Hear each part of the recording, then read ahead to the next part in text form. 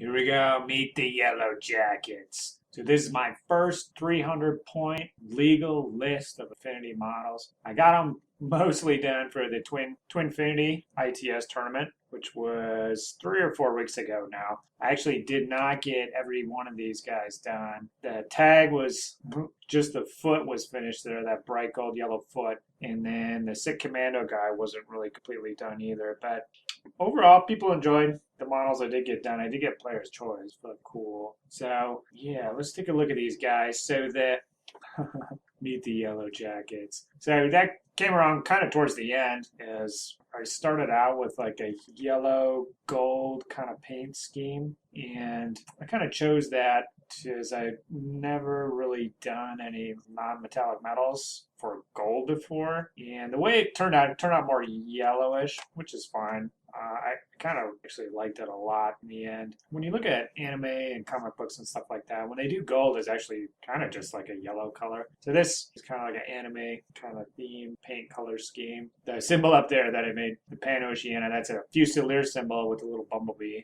logo that I just randomly found online over it. Just having a little fun here. So we're going to go through these guys one by one. I'll maybe chat a little bit about them.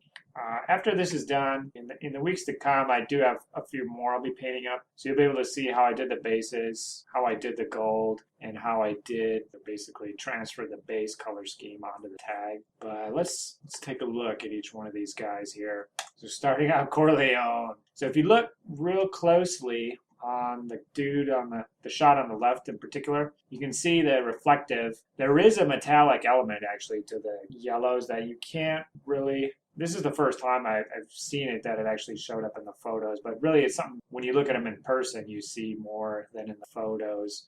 That was achieved by going back after I laid down the yellow colors and doing a glaze, just a thin glaze with some Lamian medium mixed with some gold pigment and kind of just going over everything. You got to go pretty easy on it. It's really easy to kind of wash out your, I guess, highlights and stuff like that. So Corleone, he was the test model. I actually don't like the Father Knights in military orders. The models in particular, they just kind of look like Space Marines, a version of that. If I like Space Marines, I just play 40K. But this guy's kind of grown on me more and more, and he's a lieutenant now, and yeah, I've been using him and growing on me. So I might be getting more military order guys. Next time I'll probably do some design, a shoulder pad. But I think the big wide area with the transition, that looks good. The sword, it's interesting. I've never, so in the end, I just painted the middle of it black and just the kind of the outline of the blade as a non-metallic metalish type thing. For the grays on all these, I kind of use the purple as a shade on them. That's why it's purple. But I've never seen anyone do the sword on these Father Knights that actually turned out really good. Go ahead and do a Google image search. Maybe you can find one that when I did it, yeah, I've seen some that were okay, but I've never seen one that looked really awesome. Now the cover for the HSN3 Father Knight, that guy looks awesome. His sword looks fucking cool. I kind of want to, makes me want to go back and do one with a sword up like that, almost pretty much like a lightsaber, flames on it and stuff like that. But yeah, so this guy was a test model, turned out good, and he inspired the rest of them. So Bandit, this guy kind of looks like Burt Reynolds, I think. So that's how we got the name of Bandit. So yeah, you can see it was interesting going from the huge armor plates down to the small armor plates on these guys and trying to get that same color scheme to kind of translate. I had trouble later on trying to take to tag the cutter with his huge armor plates and try to take this scheme up. But taking the color scheme down worked fine. There's 4 colors involved with that. There's actually a blog post on the You Magnificent Bastards blog about the metallics on these guys if you want to Jones and copy this technique and doesn't want to wait for the video. But you can see, take a look at this guy's pants, and you'll see that pretty much almost every model has slightly different colored pants. So I'm figuring the armor kits come off the assembly line and they're kind of issued, but the pants, they just kind of, there's whatever kind of pair of combat pants I wear is really okay. So, okay, we got Grandpa here. He's called Grandpa because he kind of looks like a surly old kind of veteran. So I gave him gray hair, which actually the gray kind of mixes in with his gray metals. So his little earbud kind of blends in with his hair. But overall, so his pants are a little bit darker.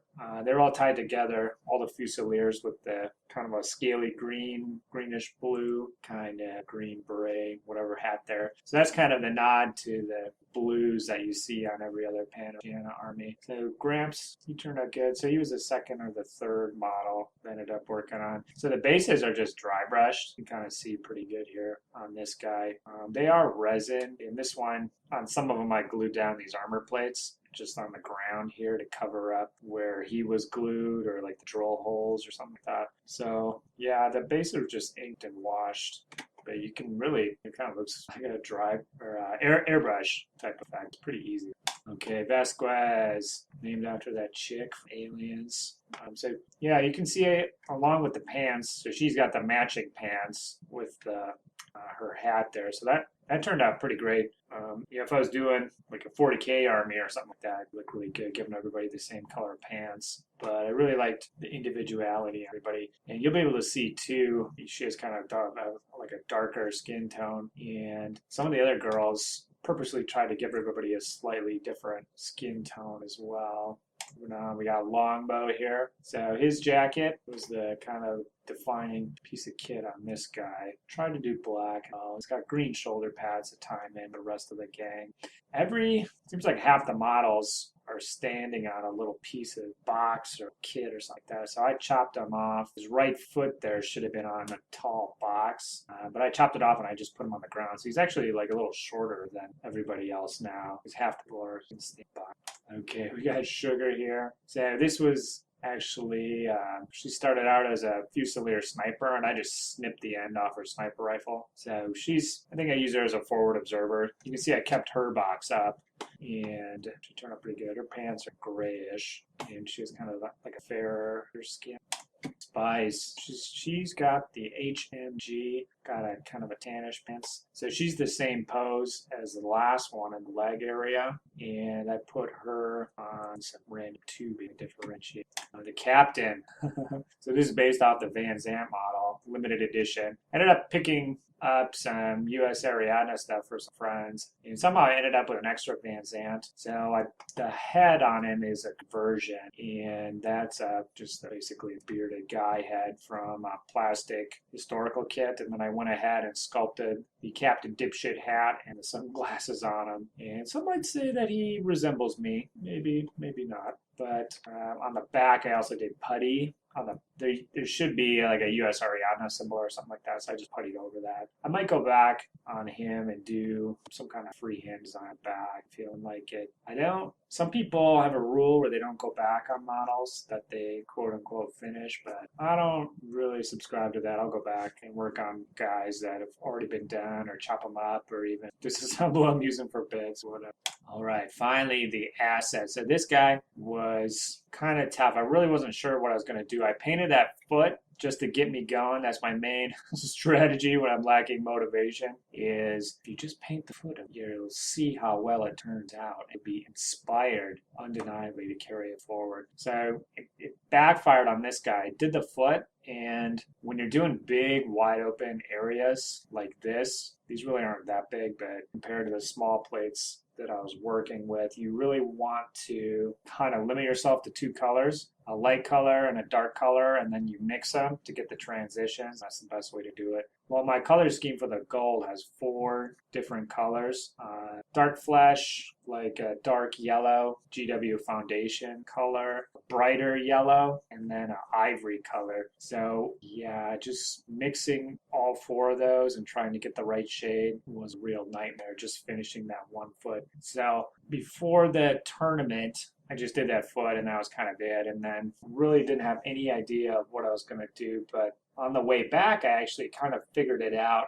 It's a probably 3 or 4 hour drive to get back to where I live, Twin Cities. And I knew that I liked how the bases turned out. They looked fucking cool. They contrasted really well against the gold of the actual models themselves. And it was just dry brushing in inks. So, well, actually, wow, I don't think I've ever tried that on a model. How would that turn out? And then I sort of got the idea for the TO, like Predator camouflage, is I could do the rest of the model and paint it in the same way that I painted the bases, and that would kind of tie it all together. And if I did go back and do like a little display board using those same colors, I think it would look pretty phenomenal. But yeah, doing it on a model actually doesn't turn out the same way as painting the base. It just kind of looked like it was dry brushed. So I went back and kind of layered on the inks pretty heavily. So that's why if you look on it, it looks like mostly just like the edges are highlighted. And that's kind of to make it look like it's not actually dry brushed. And I did go back and actually layer on inks on all the corners there. So it was dry brushed and then inked some more. And then I went back, sort of did a final layer on all the corners there, and I think it turned out pretty good. This is another thing too, if you do a Google search for cutters, and there's some cool ones out there, but I don't think I've seen one that did the camouflage really well. Actually, no, I think I did maybe see one where the camo was done really well, but it wasn't transitioning. But the ones I've seen that were transitioning didn't really look that great. This guy, I think the transition looks all right. If I hadn't already done the foot, I probably would have just done the whole guy in the camo kind of color scheme. I think it would have turned out pretty good.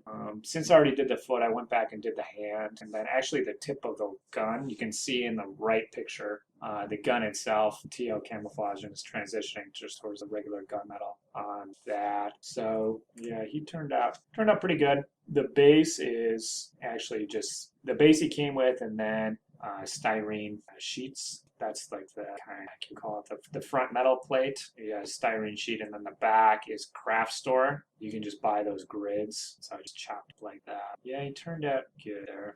Okay, lastly, introducing Bloodboy. So this guy also came about towards the end. So one pro tip or whatever I found on these Infinity models is they always have little fiddly bits that are made of metal. And he actually, the stock model has these two like jetpack things coming off, and they're made of metal and they're attached by a tiny little thing. And I've started removing the metal antennas on everything. They're kind of fitsy and they break off really easily. And if you just replace them with a little plastic bit, that plastic bit somehow will stay magically attached much better than a little metal bit. So this guy, I went to the tournament, he didn't have those back pieces because I lost the jetpack piece on one of his little shoulder things there. Yeah, busted off and how it is. So he didn't have anything. And I came back, and on the way back, the theme of the Yellowjackets, it kind of came into being. So I went in, and those wings are just made of thin styrene sheets. On the top, the circles are just tubes that I cut. And then I don't know if you can really tell, but the clear wing part is plastic, just like a clear plastic. So I just use it. I have some clear sheets of printer paper for printing designs and stuff. That's what I use. You could also use like the blister pack kind of clear stuff. And I went back, I did like a glaze of metallic pink with some Lamia medium just to give it like a pink translucence. It actually cut down on the translucence a lot, so you can kind of see through it a little bit when you're looking at the model physically, but that's fine. I didn't want to go back and remake like an entire new wig after it, and then I painted on like the little ridges on it. So it looks pretty cool. The front antennas were just kind of silly, giving them the big knobs on top. I might go back and give them some smaller ones, but just for making these photos, I thought it was really fun.